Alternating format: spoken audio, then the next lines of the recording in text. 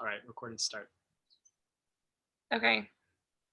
Hi everyone, welcome to the Rome program fall 2021 panel. So we're in this panel, we will be talking about safety, academics, campus life, independent travel, and spiritual life, and then also about the mission trip, which we've done in the past and hopefully we'll be able to do soon. So this panel is based on how all of the panelists here have experienced Rome, and you know, things might change because of COVID. Every semester has been a little bit different. So keep that in mind. This is just all based on our own experiences. And so I guess just plan to be flexible for when you go. But at this time, for the first time since fall 2019, and in this summer, the students on the summer of 2021, Rome campus has been able to do all of their Rome-based activities, and will be able to go to Greece showing either vaccine documentation of antibodies or by taking another COVID test prior to departure for Greece. So we will have yet to learn what other European countries will be open to US students for them and for the fall roamers. So keep that in mind, please, going into this. But so for each topic, we have a different panelist, so they'll be able to introduce themselves briefly, and then they'll go into the topics. But yes, so Alex Kagan. Hi, everyone. My name is Alex Kagan. I am a recent grad of the class of 2021, and I went to Rome in fall of 2018, and I studied politics at UD. And I just want to talk to you guys about safety. Obviously, the Rome semester is super fun. It's a great time to look forward to.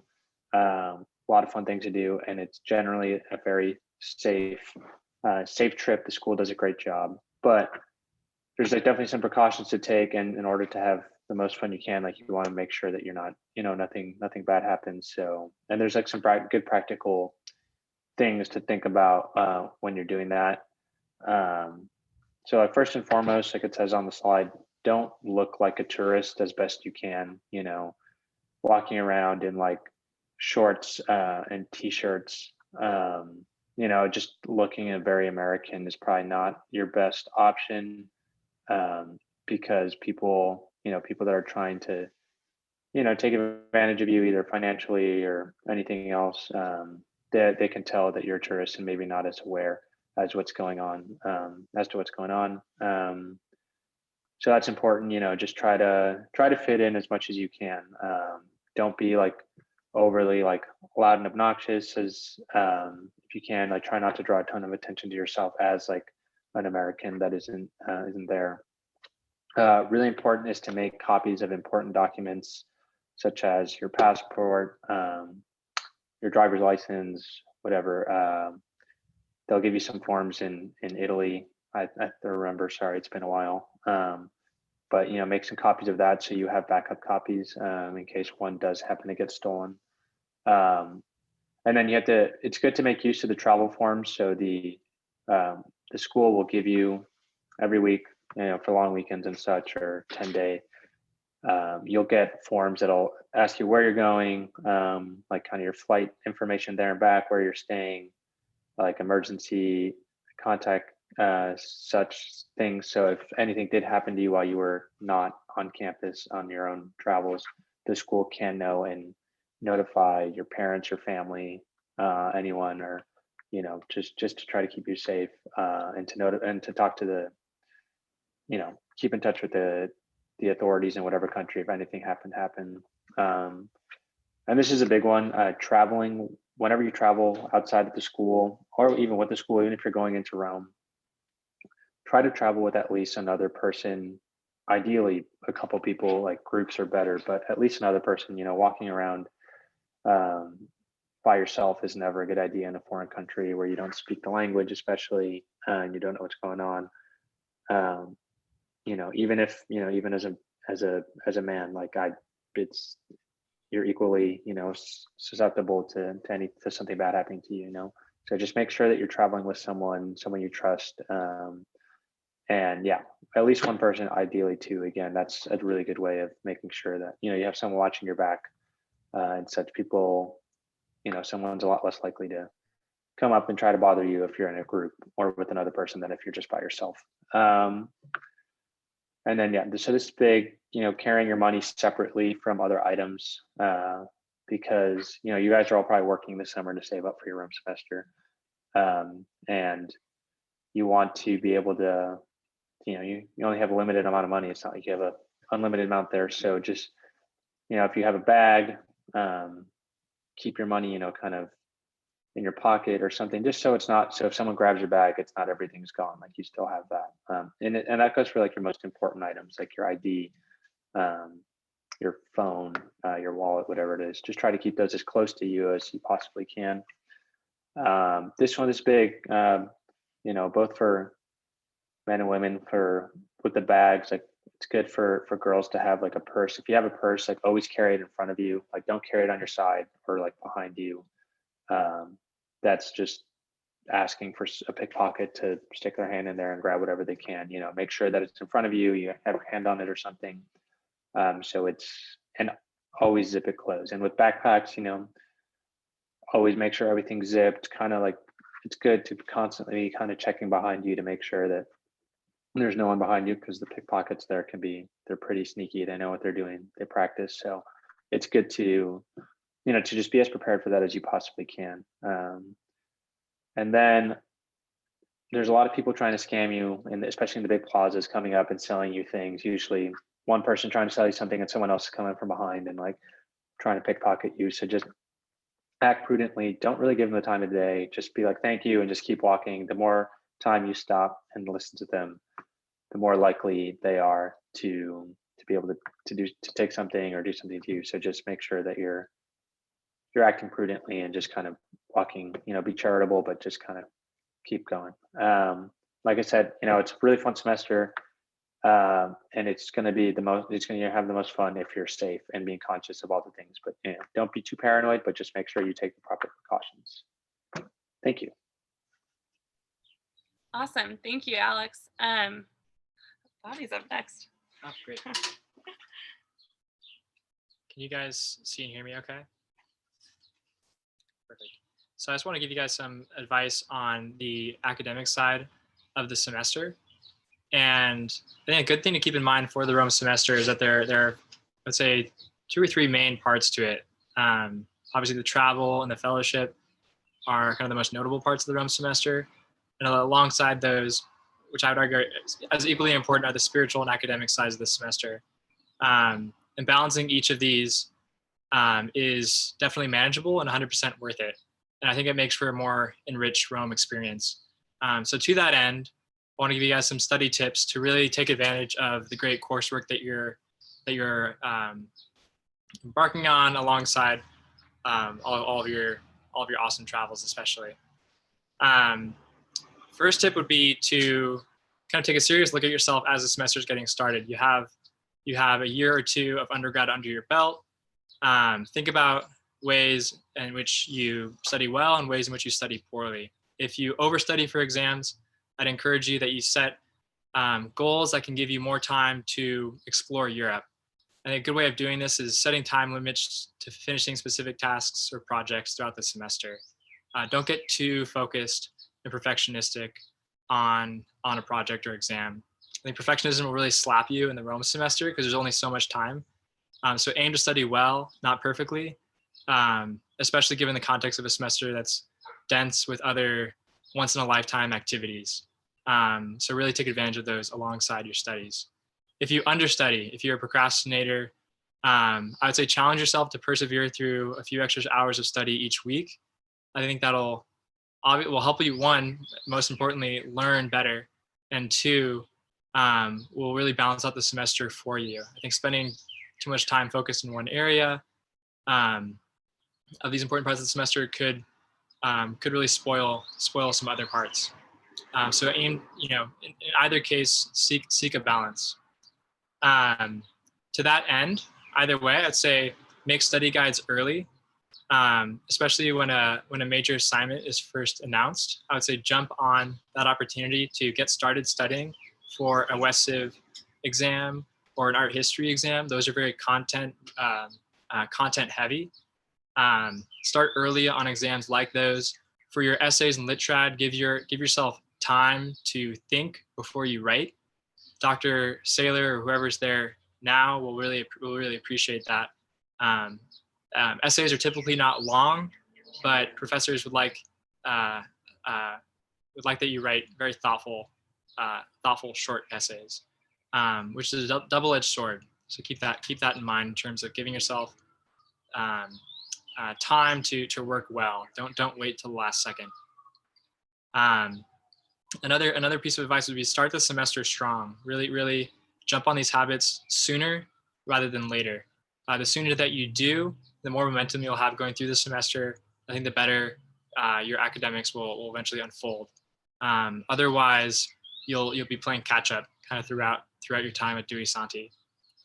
I think an important way of navigating the semester, especially in Rome, in terms of planning ahead and gaining momentum, is having a clear idea of kind of major schoolwork deadlines and how they correspond with major trips throughout the semester. And a good way to do this is go through each of your syllabi when you're handed to them at the beginning of the semester and write out the dates of major deadlines in a planner or in a calendar that's given to you by the Rome office if there is one, and put those side by side with the major trips that you'll be going on. And I think that will give you a clear picture of, okay, when is a good time to study? When is a good time to focus on travel? How much time do I need? Or how can I break up this project into several steps along the way? So I'm not doing it just at one time. That would be my overall advice for planning ahead and gaining momentum. I'd say kind of some other miscellaneous advice I would give would be stay on top of the reading. It's very worthwhile and it corresponds to your class trips. Reading A Merchant of Venice before going to Venice is I'm sure a very surreal experience. So do read. Talk to your professors in office hours, on class trips, in the cafeteria area, the Mensa. Talking to Dr. Kreider and Dr. Romes in my semester was a really enriching experience, and I think helped me think more deeply about the ideas we were going over in class. And so don't isolate that experience to Irving. Really take advantage of that in Rome as well. That was my alarm for 30 seconds. Talk to your professors. If you want to read ahead, pre-read the Shakespeare plays before the semester starts. Avoid canceling travel plans if you're worried about a test. It's possible to travel and study well. And then be suspicious of the Dewey Santi exam hysteria.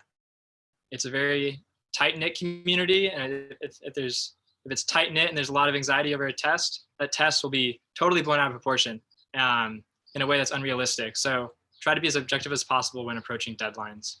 And otherwise, really enjoy your semester and make sure that your academics are a part of that. Thank you, guys. Do you know that? Oh yeah, here it is. Okay, Veronica, you're up next. Perfect.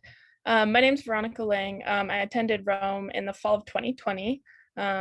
So we got to experience the COVID semester. And I guess just on that note, I would say, even with COVID, whatever comes your way, it's going to be fantastic. They do everything to make it the best experience. And they won't let you down in that regard for sure. So in terms of campus life, our class with COVID and everything got to spend a little extra time on campus. So I really did grow to love Dewey Santi a lot, and I'm sure you will as well.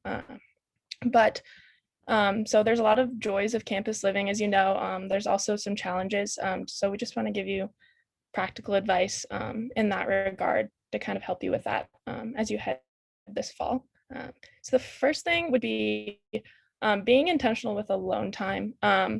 One of the best parts about, I think, college and Rome is how communal it is, and even in a way that maybe you haven't experienced yet in Dallas. And you can look out your bedroom window and they're on the piazza or playing soccer or all your friends. It's really amazing. You can just go join them, and it's great. And I think it just really helps foster community and your ability to get close with your peers.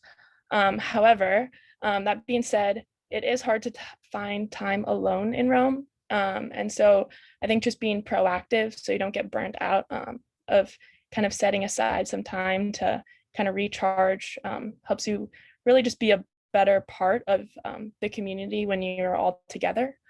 So some of the ways that my friends and I did that during our semester would be like, maybe if you're a morning person, get up earlier, just a few minutes, spend some time outside in the vineyard or wherever, just in quiet, take walks around the vineyard. We did a lot of that. The chapel on campus is fantastic if you need some quiet. And then just be creative. You'll find ways to get that time. One of the ways that I did is my roommate never studied in the room and I didn't mind it. So that's where I would study and I would kind of get that time to focus and get what I needed to done. So that's the first thing. And then the second would be definitely take advantage of on-campus events. You're going to be busy. There's going to be a lot of school. There's going to be a lot of traveling. But there are a lot of great things on campus. There's Dead Theologian Society, different theology talks. There's movie nights. We had a great trivia night our semester. That was really fun. And then another night, our professor had us watch a movie and then had a discussion in philosophy. And that was probably one of my favorite academic kind of side things that we did. So then also find ways to relax as a class. Campus is set up great for this. You can play soccer. There's soccer and bocce and tennis.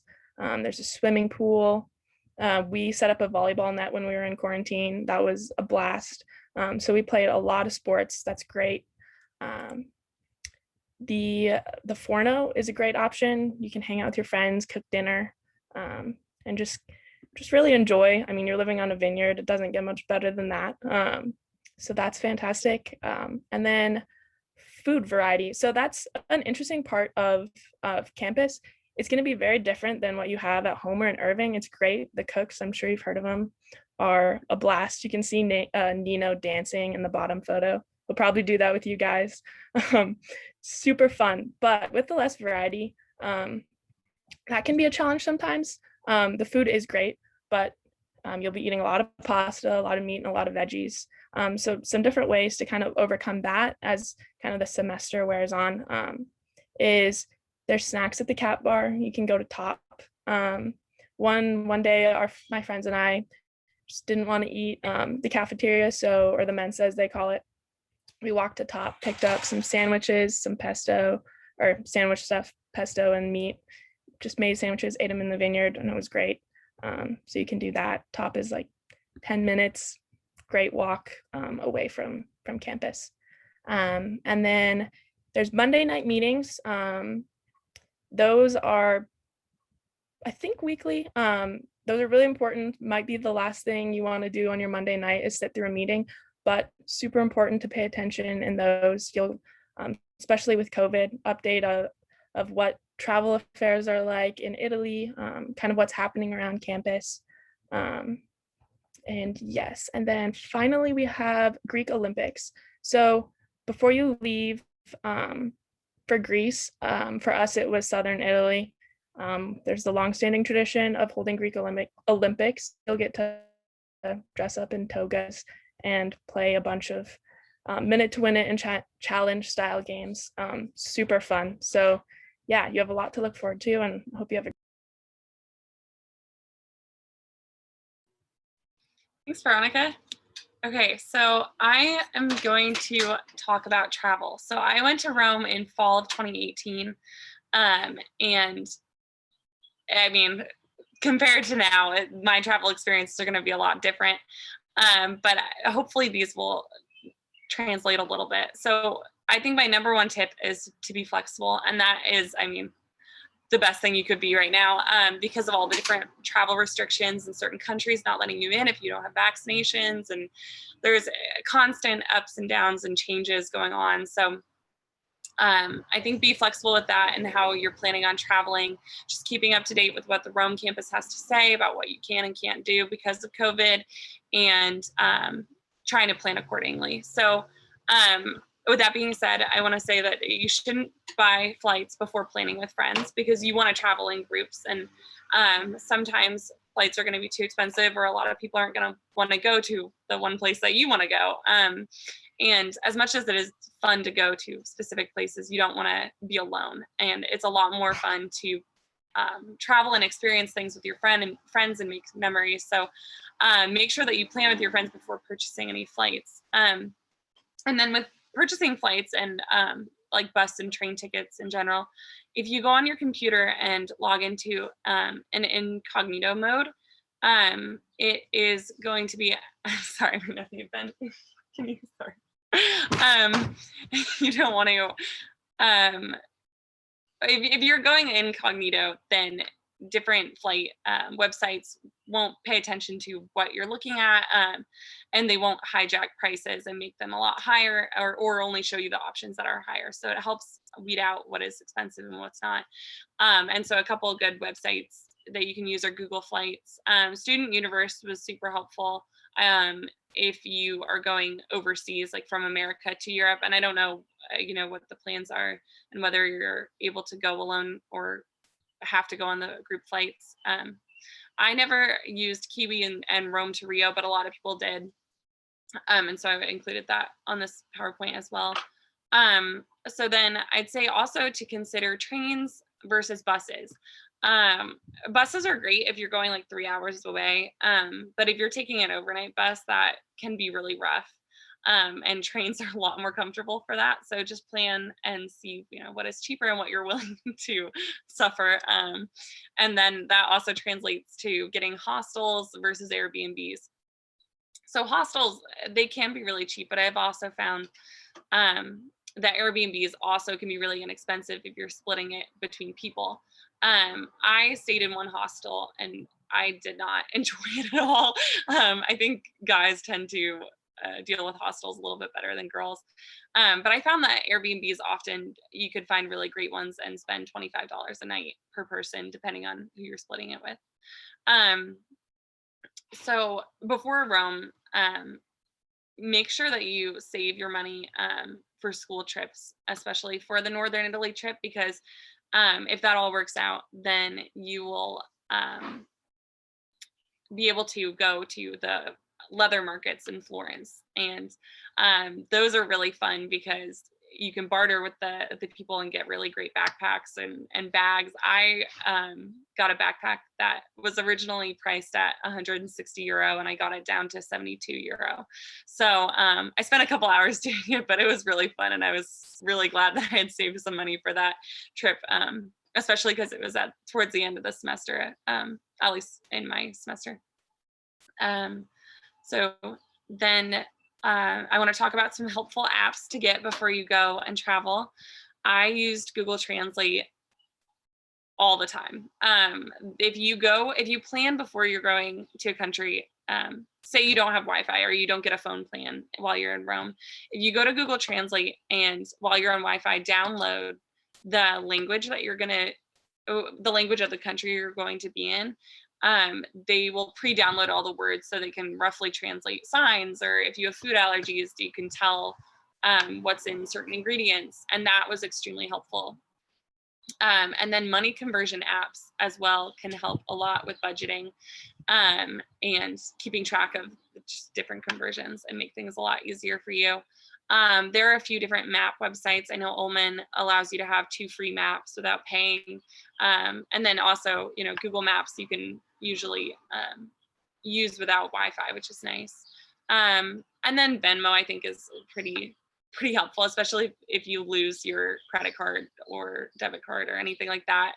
Being able to kind of mooch off friends is nice, but giving them being able to pay them back is also really great because you don't want to take advantage of them. It's also good if you're getting Airbnbs, if you're paying, if one person's fronting the bill, then Venmo is really helpful to be able to split that up. Real quick, because I'm running out of time, if you fill out the travel forms with Student Life, that can be really helpful to make sure that you're safe and that if anything happens, people know how to get to you and help you out from the Rome campus. if you enroll in STEP, you'll get local updates on what's going on. I know that was helpful with some riots going on in Paris my semester, and being able to have alerts on what's going on. And then bring cash, because a lot of the restaurants, a lot of the places that you'll stay won't accept card.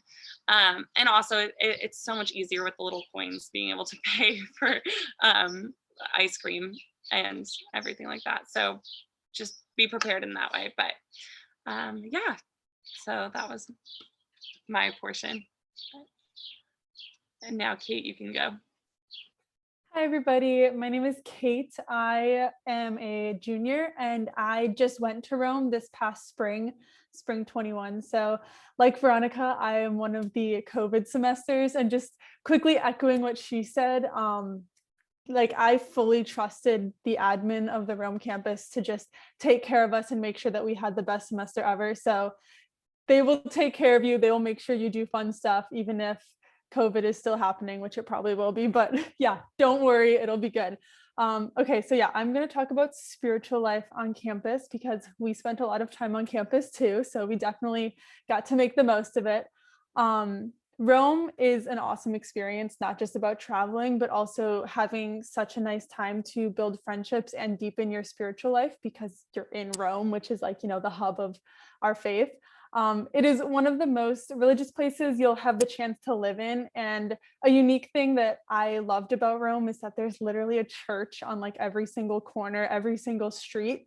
And I completely recommend like taking advantage of this. There's so much beautiful art and architecture just in these random churches. And they're often pretty quiet and relaxing, even if you're just like stepping in for like 3 minutes to walk around. It's really fun to just see all the different art. That being said, that is just one of the many opportunities to grow in faith, and it can be overwhelming, especially on top of schoolwork and trying to maintain a social life. One thing that really helped me was intentionally taking time out of my day, even if it was just a couple minutes, to pray and or go to the chapel. There's daily mass, which is wonderful. But apart from that, kind of like what Veronica was saying, the chapel is open 24/7, and it's like one place on campus where it's always going to be quiet. And you can get alone time there. And I definitely recommend taking advantage of that because it can get pretty crazy. There's also confession offered on campus pretty regularly, but you can also go to Santa Maria Maggiore, St. Peter's, or any of the larger churches that have English-speaking priests, and they'll hear your confession. The bigger churches with the English-speaking priests also have English masses during the week and on the weekend. So that's pretty easy to just find if you do a quick Google, and it's cool to go to mass in one of these really awesome churches. Dead Theologian Society, for us at least, was every Monday after the Monday night meeting, but it's a weekly thing. Monsignor Fucinaro has wine, cheese, and other snacks, and there's like a theological topic to discuss, or there's questions in a question box, and it's a good opportunity to just discuss and ask questions about theological topics in a very non-judgmental place. We didn't experience this, but I know that in the past, the seminarians would come sometimes too, so that's really cool to have a new perspective. On group trips, there will be a chaplain, which is great because daily mass is offered and he will be available for confession should you need it. Finally, there is a silent retreat, and I 100% recommend going on this. Even if you're not Catholic, it's so peaceful and quiet, and it's just the weekend and there's like no expectations of you, which is so nice. You have your own room, your own bathroom, and you can like sleep as much as you want, which was so nice for me. There's opportunities for daily mass, confession, and then adoration 24/7. There are short talks, and I could not recommend it anymore. I was so thankful to have that experience. Yeah, so overall, there's just lots of awesome opportunities that can help you strengthen and deepen your faith. And I just totally recommend like taking advantage of them. And even if it's just like stopping into DTS or just peeking in a church, they're really wonderful. So yeah, thank you. Okay, and Jacob, now you can go. Hey y'all, my name is Jacob and I went to Rome in the fall of 2018, and I'm going to speak very briefly with y'all about the mission trip that I sincerely hope will be available to future Roamers, even with some of the restrictions that we have with COVID. So I went for my 10-day trip. I went to a little village in Albania that was, the trip itself was organized by Monsignor Fucinaro. He had some contacts over there. And so he called a couple people and organized for us to go to this little village in the mountains of Albania called Fan, F-A-N, Fan. And so really, I thought it would be an opportunity to serve, which it was. We were able to help a community of religious sisters that we were staying with basic cleaning and household repairs. I remember we painted their youth room. We picked up some trash that had collected in the local cemetery in the village. And so service was a big part of it. But what I hadn't anticipated was really the opportunity to connect with another culture and in a way to really be served by these people. I think that Albanians are among the most kind and hospitable people that I have ever met. And it was really a chance for just total immersion in a culture that's very different from our own. And so in addition to some of the acts of service that we would perform, we would also just take walks with the sisters up into the mountains to visit some of the local families living up there. And oftentimes they would be living in very destitute conditions. But I remember that they would always greet us with so much kindness and generosity. I don't think we went anywhere where we weren't greeted with food and beverages and just the chance to sit down and talk, for us to describe our experiences as American college students, and for them to describe what life has been like, living in a country like Albania that was under a very oppressive communist regime for a long time. And you can tell that they really just relished that experience of connecting with young people and kind of having that authentic Christian fellowship between two, like I said, very different cultures. So I do hope that y'all will be able to have some sort of mission trip, if not in Albania, definitely, keep an eye out for any other trips that maybe Monsignor might be able to organize. I know that in my semester, it was the guys that went to Albania, but the girls actually went to an orphanage in Romania and stayed with the Missionaries of Charity, and they helped out with their orphanage. And so again, just keep an eye out for different opportunities that Monsignor might be able to make happen, because it's a great experience, and it's a great way to use part of your 10-day trip to go and see definitely a beautiful place, like you can see from the picture in Albania. I mean, it looks like Colorado. It's a very mountainous country. The landscape is very beautiful, but I think the mission trip in particular is a great way of connecting with people, which is so much a part of the Rome semester, in that we don't just go and see these great places or these great historic sites. We also connect with other people in different cultures than our own. So it was a very big experience, for me personally, and of course, living with the religious people, in these communities. It's a great way to kind of see how life works in a religious community. And as you can see with the last point there, you also do save some money on food and lodgings. So it's helpful to not have to worry necessarily about how much money you're going to spend on the trip, and or where you're going to stay. And just to touch back briefly on one of the first points, you don't necessarily have to do it for all of your 10-day. You could do it for half, or however much time that you choose to give. And so with that, I think I'll go ahead and turn it back over to Kateri, but thank you for your time. Thank you.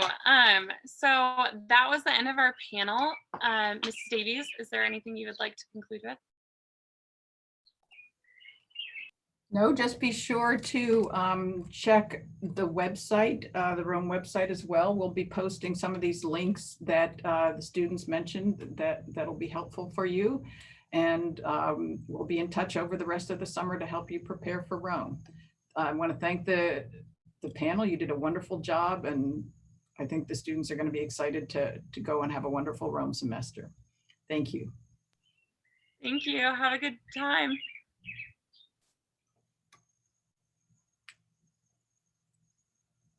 Have we stopped recording?